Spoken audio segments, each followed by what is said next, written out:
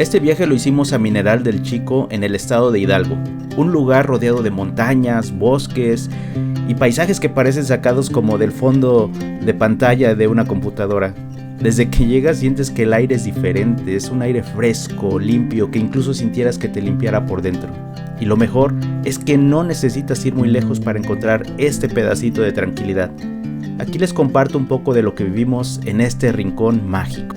Este video es un poco diferente porque quería mostrarles, al menos a través de esta pantalla en la que lo estás viendo, las bellezas de este lugar. Que pudieras conectar un poquito con la naturaleza, con lo que se vive al momento de acampar y de visitar estos lugares, por lo menos caminar entre sus senderos y conectar nuevamente con los árboles, con el suelo, con todas las plantas que hay alrededor. Espero que te agraden estas imágenes y que puedan tocar tu corazón y te motiven para algún día visitar uno de estos lugares. No tienes que ir tan lejos, busca un lugar que esté cerca de donde tú vives.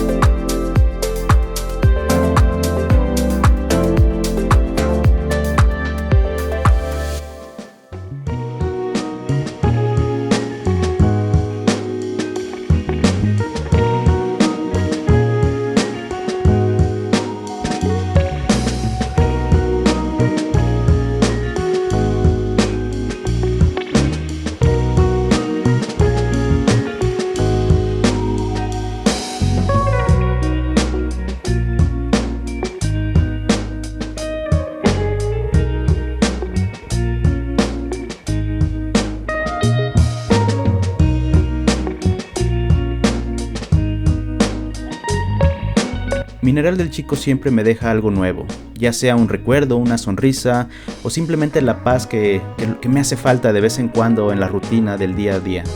Viajar así entre amigos y naturaleza no solo es recorrer caminos, es dejar que el bosque te recuerde lo que de verdad importa.